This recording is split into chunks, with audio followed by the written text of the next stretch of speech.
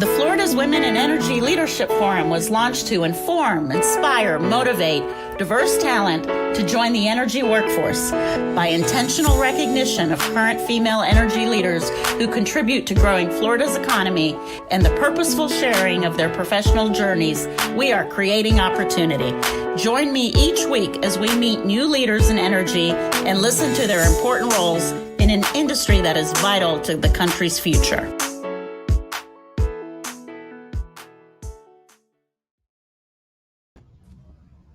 Hello there, and welcome to Florida's Women in Energy Leadership Forum. It's been a couple of months since we've done the show as I and the rest of the team recovered from our October forum in Orlando. For those of you that were able to join us, thank you for doing that. It was a tremendous forum, and the speakers and the sponsors were outstanding as usual. And if you didn't make it, I hope you'll come to the next one. We already have a date. November 9th through the 11th. We know we'll be doing it in Tampa, so mark your calendars. November 9th through the 11th. Additional details coming in January.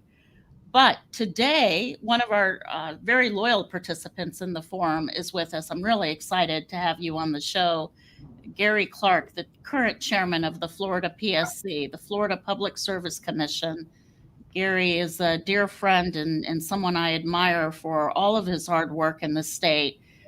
It's really today, though, Mr. Chairman, about getting to know you in a different way, your work history before you came over to the PSC. Then we'll talk about the PSC, obviously. We'll talk about the last 2 years and what you'd hope we all remember about your term as chair.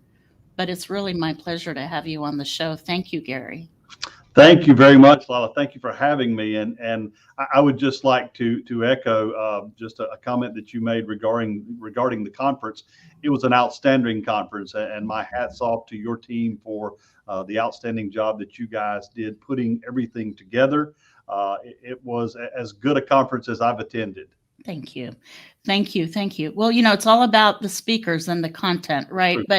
But more than that, one of the things I've really taken to heart with the energy industry, the passion they bring to their roles.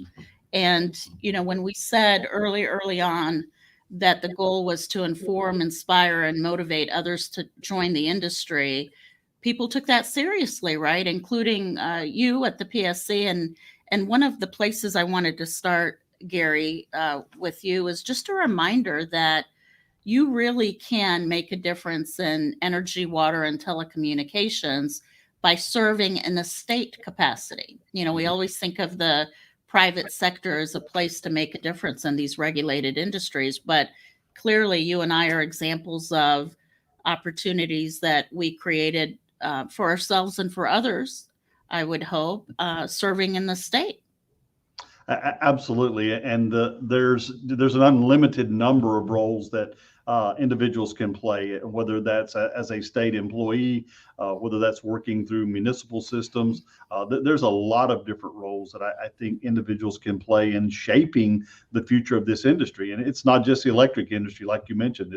It's the water, it's the utility services, it's the gas services. There's a ton of impact that some great people are having every day. And this agency is certainly no exception. The wonderful people that work here that are committed to making sure that regulatory policy works in the state of Florida and that it's fair to customers and it's fair to utilities is critically important. Yeah, absolutely. It really is a remarkable agency. And, I'm biased in this way. I've often said, and your staff has heard me say it multiple times, it's the greatest job I've ever had. And not just serving as the commissioner, but we started in a staff capacity in the legal department and learned so much. It became the foundation of everything I've done, certainly since then. And I know that's true for you as well with a different agency. So let's talk about your career path. I know too much, so I'm going to let you tell this story. When you and I first met, you were at a different agency. Correct. And I shared with you then that one of the reasons I thought you'd be a successful commissioner is because you'd have the ability to bring all of your work experience to this role. And I think that's true, right, Gary? Did you find, Mr. Chairman, did you find that that was the case? Oh, absolutely. My history really gave me a huge advantage coming into the commission. I spent 28 years in the utility business, and not only in the utility business, but working at in a number of different capacities there, from communications and economic development and marketing and rates. I had the opportunity to work with customers, and getting to know and understand the utility business from the customer perspective, I think is probably one of the biggest contributors to me understanding it and wanting to do a good job in this role as commissioner. I've said it a number of times, but when you sit across the table from consumers that can't pay their utility bills, and you're trying to help them to be able to work out payment plans and work out arrangements to be able to afford the services that they've already received. It gives you a different perspective on utility operations. And I can't say enough great things about my career and my time at the co-op, working in economic development, getting to be involved in so many different community events, and being an economic development council chairman of our local county for, I think I did that for about 17 years, working with economic development prospects and recruiting business and industry, not only to our county, but to our region and to our state as well. It does bring a perspective to this position. And well, when I had an opportunity to go to work for the Department of Environmental Protection, Secretary Steverson at the time invited me to come and join him there. My first answer to him was no. I had no desire to work for DEP. And then I really sat down and thought about it, and saw an opportunity to be of service. I grew up in a household that was a two-state income. Both of my parents worked for the state of Florida. My father worked for DOT. My mother worked for the local health department. And so I was very familiar with the state, and I was kind of a little bit apprehensive to begin with, but really thought about what I had grown up with and those opportunities. And I do feel like it's a point in time where you make a consideration to give something back. I had a couple of great opportunities, but Secretary Steverson offered me an opportunity to work in DEP, overseeing the state park system and overseeing state lands. And that turned out to be one of the most fun jobs that I've ever had. It was a real challenge. The resources and the assets that the state of Florida has in terms of land and in terms of our state park and in terms of the dedicated employees that are involved in making sure that those resources are protected, really opened my eyes and really gave me a newfound appreciation for conservation in the state of Florida. And it was a very large agency. I had a number of employees there, and coming out of the somewhat private sector into state employment and dealing with a different type of employees than I was used to dealing with was a whole new perspective. But I do believe that, again, that is part of what helped to prepare me for this role at the commission. And we were kind of able to hit the ground running here, again, with my background in the utility business, and then having spent that short amount of time with DEP, I think it really did prepare me for this role. One of my observations of your tenure so far, Mr. Chairman, is your ability to translate the decisions in a way that average laymen can understand and appreciate the complexity of what you're working on. You have certainly, you've got a strong presence in the room, Mr. Chair, but your connection, your connectivity with community and customers, I think, has allowed you the role of the translator, the facilitator, if you will, and that's come through. When I watch your open meetings, it's definitely something that I've picked up on, and I hope others have as well. Well, thank you. I appreciate that, and I'm glad to hear that it's coming through. I promised myself when I was appointed to this position that I would never forget how I got here, number one, and that we would always keep in mind every decision that we make affects a customer at the end of the line. Mhm. And again, I've sat in those homes and talked to those customers on a daily basis, and you have to put yourself in their shoes and understand how this impacts them. And I think I hope I try to convey that message that we are looking out for the interest of everybody in the state of Florida. So you have a sense of community and obviously family. I don't, I'm not trying to get too personal, but family, obviously family, faith. You have the sense of community. You have a sense of business, Gary, and certainly service. And so let's take each of those buckets and just talk, right? Chat. Your Sure. sense of community, lifelong Washington County, not a very large part of the state in terms of population. What you didn't talk about in your previous life was serving on the school board. Boy, Yeah, that could not have been easy. yeah, that was my first run at public service. I was elected to the school board. I believe I was 24 or 25 at the time that I was elected. Served on the local Washington County School Board for about 12 years. I like to think we had a real good impact on our community. We had not had a new school built in our county since 1956. Was the last school that was built. And while I was serving on the board, working with a great team of individuals and some great leaders, some great superintendents and other board members, we were able to build 4 new schools, 2 new high schools and 2 new middle schools in just a short amount of time. And that's one of the things that I'm very, very proud of. And at the same time, I was also fortunate enough to serve on the board of trustees for Chipola College. Mhm. And we were Your working alma mater. Your alma my mater. alma mater, yes, Mhm. correct. And we're able to work very closely with working with the community college to be able to make sure that our high school students were seeing the opportunities that were available to them without having to leave home. And it goes back to what you said about community. That's one of the most important things to me. It's faith, family, and community are probably the three biggest, I guess, attributes that I like to hold out to. Is See, I was paying attention. I was yeah, paying attention to sure. everything you said. I think that serving in the community and being a part of, especially a small community, everybody has to be involved, and you can make such a difference in a small community. I realize that in bigger towns, people kind of get lost in the shuffle, but in small towns, you can take a small handful of people and have a good positive impact. And the position I was in through the co-op afforded me that opportunity to be involved in my local community and in community service projects and in the ability to serve on the school board. And it is a way of giving back to the small community that you grew up in. That was really good to me. The Yeah. community was so good to me growing up, and when I was in high school, and the number of people that gave me part-time jobs and wanted to see you be successful and encouraged you and mentored you.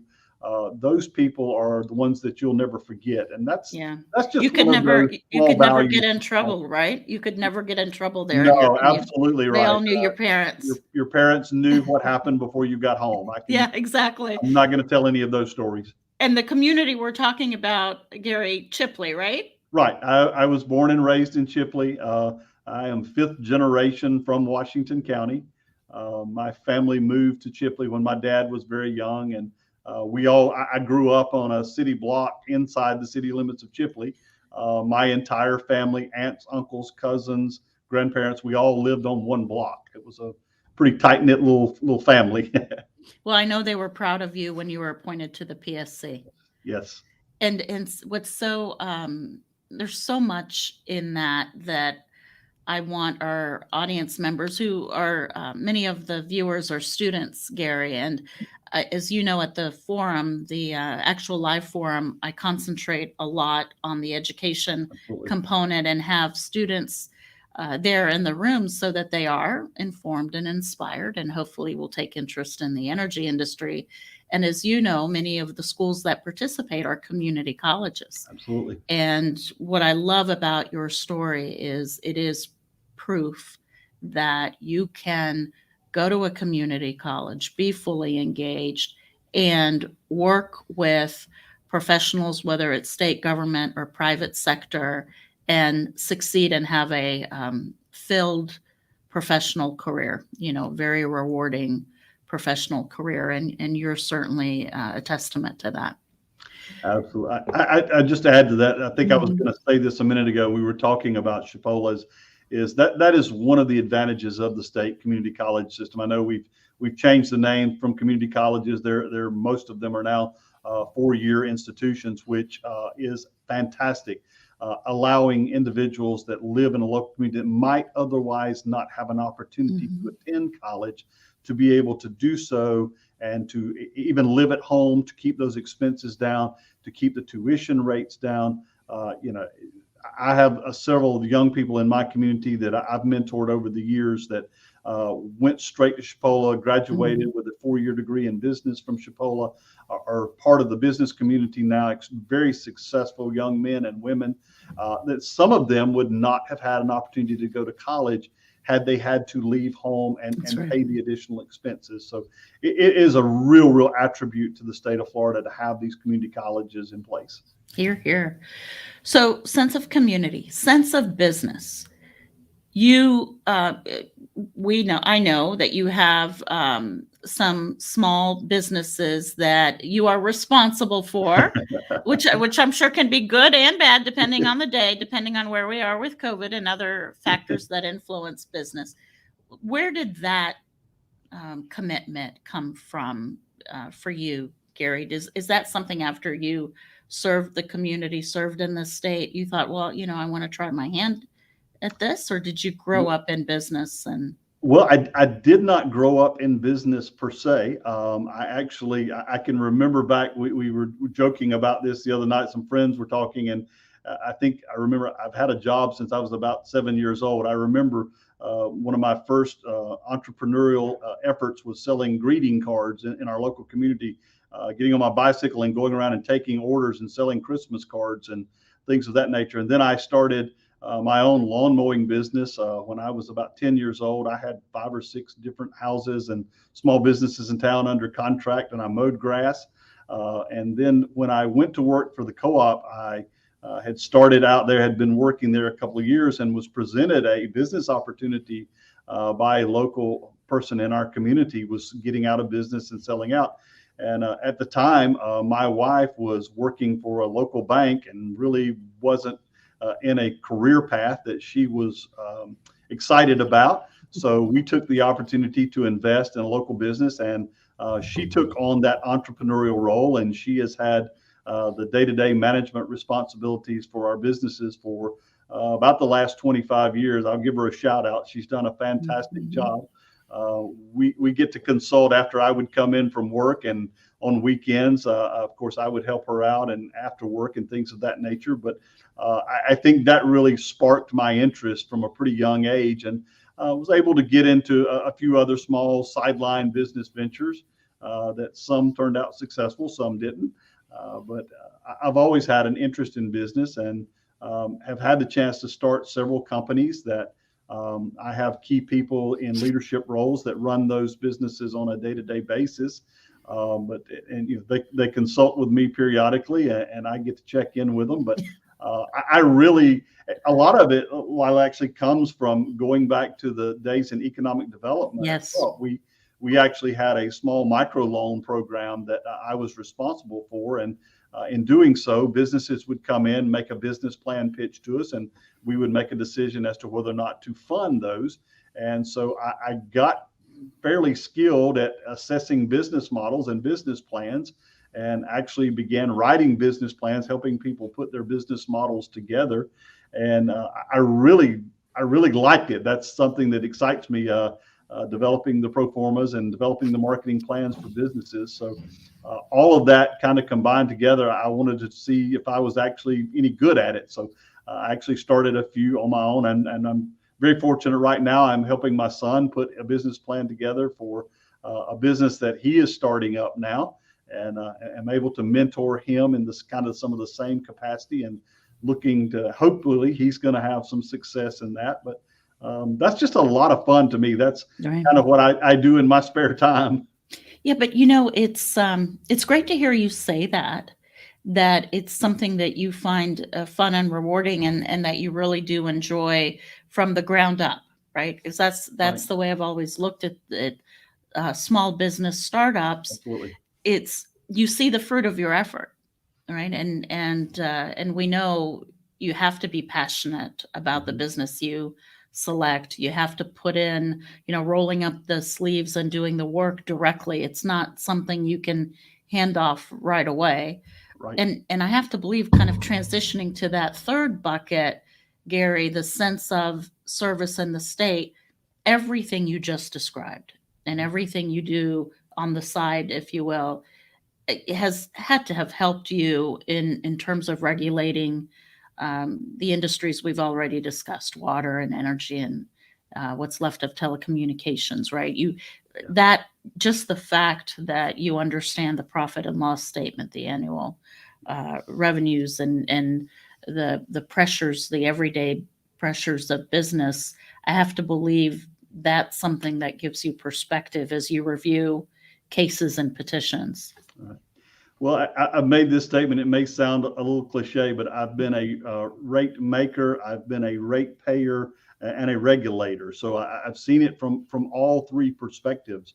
And yeah, I would honestly say that the role and the understanding of the impacts that every decision we make at this commission has, not only on the consumers but on businesses. And sometimes we tend to we villainize businesses as being, profit oriented and these kind of things, and we make that to sound a negative. But these businesses are the ones that employ Floridians. They're the backbone of this state, and they are critical to our economic success. And I don't think most people understand the day-to-day hurdles that small businesses are facing in the state of Florida. Just navigating through the normal regulatory issues that they're faced with, dealing with financing, dealing with accounting, dealing with all of the different regulations that are imposed on small businesses, most that we think have a positive impact, that end up being a cost driver for these businesses. And we all know that these costs end up being passed on to consumers. So I take that very seriously, and I want to make certain that when we make a decision from a regulatory perspective, that we've given that decision a lot of due diligence, and we know what those impacts are. We may have to make tough decisions. We may have to make decisions that may not seem fair to one group or may not seem fair to the other group. But I do want folks to know that we've given it every consideration, and that we've looked at it from all of our consumer groups' perspectives. Yeah, did you notice one of the running themes within certain panels on economic development and technology was the fact that a positive regulatory and political environment, but for purposes of this conversation, a positive regulatory environment is critical Yes, to industry investment. And so, the proof is in the pudding, right? Florida is open for business. We've done very absolutely. well in terms of economic climate, and and as it relates to these regulated industries, I think regulators should be able to take credit for listening to the comments and the testimony, and making decisions that are good for customers and good for the state. So Right. congratulations. I mean, Mhm. to the one, Mr. Thank you. Chairman, they were all commenting on the positive regulatory climate. And that's, saying it's a positive regulatory climate doesn't mean that you agree with the utility Right. companies Absolutely. all the time, and certainly there are adjustments here and there. So let's talk about the PSC. How large is the agency? What does the agency do? And I have to tell you, Gary, I'm a little freaked out looking at your picture and seeing my old office. It's just a little. I catch myself going, "Oh, that I had the hutch over there." You That's been probably did a better job that's been. decorating than I No, did. I doubt it. I doubt it. I doubt it. So let's talk about the PSC. How large is the agency? What do you do? there in terms of the companies that you regulate? Because obviously it's different than when I was there. You don't have one of the industries we had. Right, that's correct. That part of it has gotten a little bit easier in terms of the amount of traffic, but it did cut down on the number of employees that the agency has. I Yeah. believe the agency sits at around 250 employees right now. There were a number of employees dedicated to the telecommunications. I think, if I remember right, telecom's down to probably 4 or 5 folks that are left, and they're managing the critical infrastructure, Lifeline, and some things like that. That they're specifically involved in. But I take my hat off to the employees of this agency. They do a phenomenal job, especially during the challenging times. I know we'll probably talk about that in a couple of minutes, so I'll kind of save that part of it. But from a commissioner's perspective, I told somebody one time I wore out a pair of reading glasses already. I was amazed at the amount of information that comes through this building in a week's time. The number of documents that are filed, specifically in a docket, if a docket is open, the amount of paperwork that comes through here is incredible. And as a commissioner, you basically spend 80% of your day reading through information, reading through dockets, and asking questions and making notes and outlining things that you want to ask staff about. And the staff's role is to do the deep dive, and they're going to be your resource. They're going to be the ones that can track down information and find out specific things that you as a commissioner need to know to be able to make a good, honest, valid decision. So that's kind of the typical day-to-day role. Some folks think that as commissioners you have a lot of other responsibilities. We have an executive director, and the executive director is tasked with the day-to-day management and operations of the agency. That's that individual's responsibility, and our job as commissioners is to hold that individual accountable for the decisions that he or she makes, and to make sure they have the resources that they need to manage the agency on a day-to-day basis. But Mr. Chairman, we've got our first question from the audience, which is, how do we contact the PSC if we have a question? And so let me just take that off your hands. I think that Ro has Rosanna has the website. You can feel free to visit the website at Florida spelled out psc.com. And those fine people will return your email or reach out to you and answer any questions that you have. So you're at that stage now, though, in your service with the PSC, where you're the chairman. You were selected chairman 2 years ago. Now you're in the final stretch of being the agency's chief administrative officer. I mean, I think, from the outside looking in, people may not realize that the chair's role is not only that you are the presiding officer in your open meetings, but you also have the responsibility of coordinating the hearing schedules and dockets and assigning commissioners to dockets. Well, I have to say, you've had more challenge in your term as chair than the rest of us, and hopefully commissioners to come. Hopefully this is the biggest challenge. And what I'm referring to, obviously, is the pandemic. So you had actually, was it just as you were coming in, or were you already there and the agency had to shut down a bit, right? Correct. I became chairman in January. We had a January agenda and a February agenda, and then basically March we're closing down. We had about 2 months to kind of get our plan together and get moving as chairman, and it all kind of came to an end there very quick. Well, and it's challenging enough to herd cats for process and procedure and calendaring. I can't imagine the thought process, the flurry of activity that went into what do we have, what statutory deadlines do we need to meet, how do we make sure we've got the appropriate technology, because you also very quickly went into a virtual setting. Correct. Quite well. I watched snippets of one of the first, I don't even remember, it doesn't matter, I don't even remember which hearing it was, but it went off again, from the outside looking in, without a hitch. It was very well done.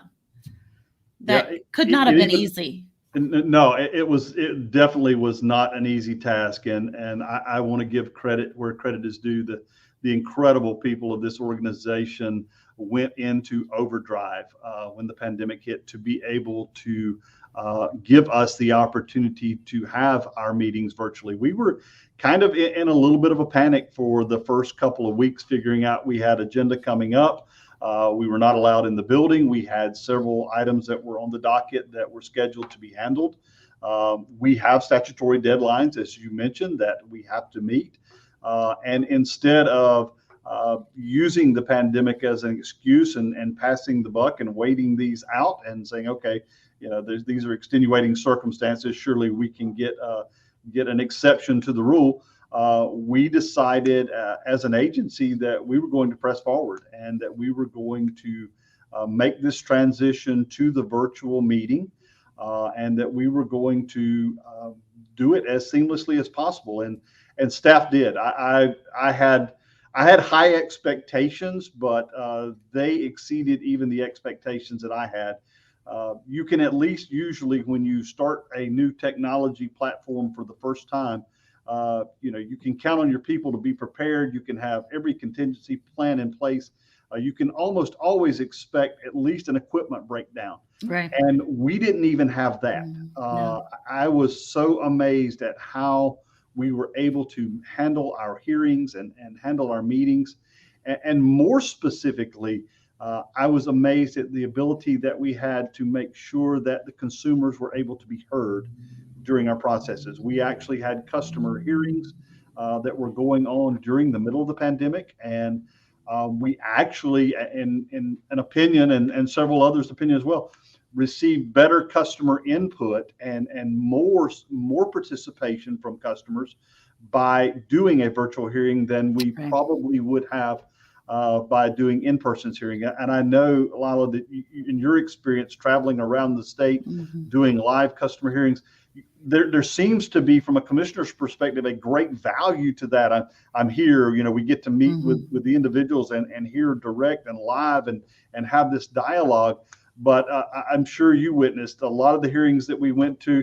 You might have 4 or 5 customers show up. And in almost every case of a hearing that we did, we had dozens and dozens of customers that were calling in, and we were able to accept that testimony, make that testimony a part of the record. And that testimony is part of what helps us to make those decisions that have an impact on those customers. So, you certainly turned that into a best practice. It really was very, very well done. And as I looked around your counterparts across the country, I really believe you were the first, if not among the first.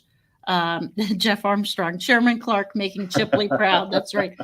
If you weren't the first, you were among the first to go to virtual proceedings, and very well done. And you're right. It takes a village, is what I always say, as you know, and the Florida staff is among the best in the country. Absolutely. Just really, really recognizing that the show must go on in terms of what you do. And it's because it would have impacted the Florida economy, right? Absolutely. It is a powerful agency. We never speak of it in those terms, but powerful in the sense that your role as chairman and commissioner impacts every Floridian.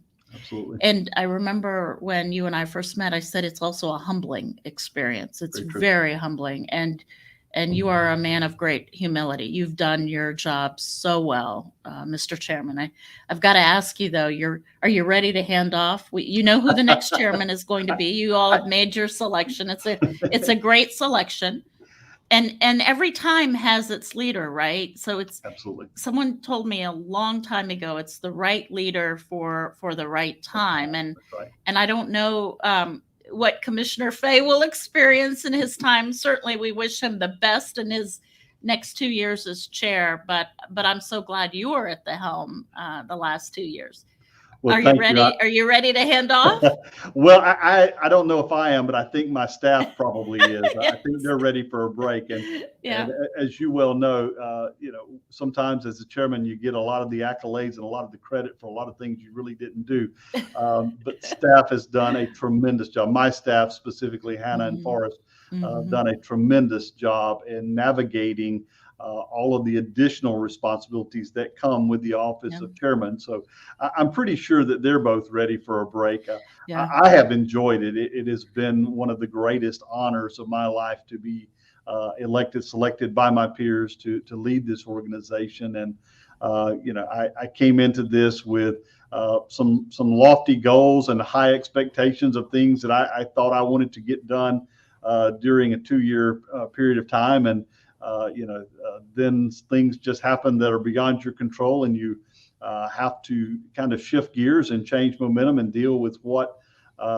deal with what you're handed at the time. And I kind of think that's what we did. And we probably didn't get as much done as I wanted to do, but it was a great honor to be leading this organization during this time. And I hope that I think that all of our employees and staff here at the commission know that everything that we tried to do, the decisions that we made were with them in mind, with their safety in mind, and that we were trying to continue to carry on the business of the commission. I will say that if I want to brag on staff a second, I don't know that we ever really missed a beat No. during this 2 year time period. I dealt with other agencies. I was dealing with another agency that we're trying to get some things done, and staff's out. You can't get this. You can't get this process done.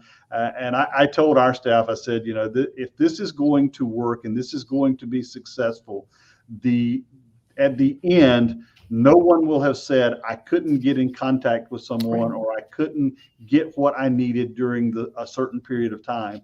And that's how we will be. That's how we will be judged on our performance. And at the end of the day, I think that came true. That our folks did not miss a beat. I talked to several of our managers that said, look, our staff was working from home and during this time period, and I would honestly tell you that their productivity was up, 10 or 15%. Right. They were producing more. They were getting it done ahead of time. That freedom and flexibility, and I think it was a staff showing their appreciation for the way they were being treated during this time period. That they were willing to go that extra mile to make sure that as an agency that we were successful. But we're handing this thing off to Commissioner Fay. I hope we're handing it off to him in as good a shape as we found it. I followed two great chairmen that preceded me. I was able to learn a lot about both of their management styles under Chairman Brown and under Chairman Graham, both during their tenures. Two very different leadership styles. I like to think that I took some of the best aspects of what both of them taught me. They were both my mentors when I came here. And I think that I hope that I was able to show some of the positive attributes that they left with me. But I wish Commissioner Fay the best. He is a brilliant, brilliant young man. I think that he has so much to offer, far beyond my ability when it comes to his legal knowledge and his understanding of the regulatory framework and how the statutes direct and drive those processes. And not only that, but his passion for technology. Yeah. I think he's going to take us into a whole nother area that really, really needs some exploration. Just in some of his general observations over the last couple of months, his concern and his passion for cybersecurity, his love of the telecommunications process, I think is going to be a real eye opener for this agency. And I think it's going to continue to help Florida be a leader when it comes to regulatory policy and regulatory framework. Oh, absolutely. And there you go. It's again a sign of your humility. I think you will be remembered in your tenure for your leadership, your attention to safety, you're right, your attention to technology, and making sure that trains continue to run on time during crises. The other thing, Chairman Clark, I know you were very proactive about Hurricane Michael and restoration post hurricane, especially in that panhandle area, which is very near and dear to your heart. But again, I'll brag on you a bit. I remember that you made personal phone calls to all the companies to make sure they were doing what they needed to get done, to have electricity and all services restored as soon as possible to benefit the customers and to benefit businesses coming back online. You're just a mark of a true leader. So I'll brag on you. Obviously, you're right. It does take a village, and we want to make sure that your staff and the PSC staff get acknowledged. But it's the leader that makes sure that things are running on time and people have restored service. So thank you for all that you do. We always end with a question related to the college students. So I'll ask this of you as your last question, unless there's a question you really want to address I've not answered. But I was going to take credit for not having a major hurricane during yeah, my career as yeah. chairman, but I don't think I get the credit You for that either. you don't get credit for that. So college students, the second year college student, what advice would you give them if they're interested in joining the energy industry? And I'll go ahead and add water here Sure, because sure. what you and I are finding out as we continue to be exposed to these industries is we're now seeing firsthand the interdependence between water and electricity, right? And how Absolutely. one is critical to the other. So, what advice would you give that college student? I have the opportunity to work with a lot of young people over the last, especially the last 10 or 15 years, and my involvement as a coach in the 4-H program had a lot of young people come through our program, and I try to take the opportunity to counsel them, especially if they will ask about their passions and about the direction they're going. And first and foremost, I always tell them, follow your heart. If you do something that you really, really love, you'll never work a day in your life. It'll always be a passion. And that's what drove me. I loved what I did. I never felt a day like I was going to a job. It was something that I loved. But specifically when it comes to the utility and to the utility side of it, energy, water, sewer, I would encourage them to give it a consideration. There are so many aspects of this business. I think most people have a preconceived idea that if I go to work for a utility, I need to be an engineer. And that is just one very small component of this industry. There are so many career opportunities whether you're in marketing, government relations, economic development, communications, doesn't matter what career field that you are in, there is an opportunity within this industry for you to be of service. And I want to make two other observations. There's a lot of opportunities in this industry within the state of Florida as well. And I would like to encourage these young folks that are looking at careers, don't rule out being a state employee. It is a very, very good career. It is something that you will enjoy. Every career path has trade-offs, and certainly there are trade-offs between the private sector and between state employment. But I would assure you that when you look at the benefits that the state of Florida offers, they're pretty much unmatched, and that is a huge part of your total compensation. So look at the state of Florida, go to People First website, look for job openings, look at the skills, the KSA skills, knowledge, skills, and abilities that are required. And if you like some of those areas of interest, give the state a chance. I think you will find it to be a very rewarding career. And there's one more component that I don't want to leave out of this, Lila. While we put a lot of emphasis on our college students, the backbone of this industry has always been our line workers. And I want to give a shout out to the men and women that climb those poles every day and make sure that those lines are tied, and those that reconnect the water pipes that are in the ground and the gas pipes. There are some incredible technical programs out there, our technical colleges. Several of our community colleges throughout the state offer programs for apprentice line workers. There's some private schools that offer individuals an opportunity to go through the lineman apprentice program. Those are outstanding careers and some of the best jobs, especially. I know this for a fact in our rural communities, they're some of the most sought after jobs that are out there. And I would encourage you to explore it. Go to a local community college, get a 2-year AA degree, kind of round yourself out, and then look and explore some of those other, the apprentice lineman program, some of those other hands-on career paths as well.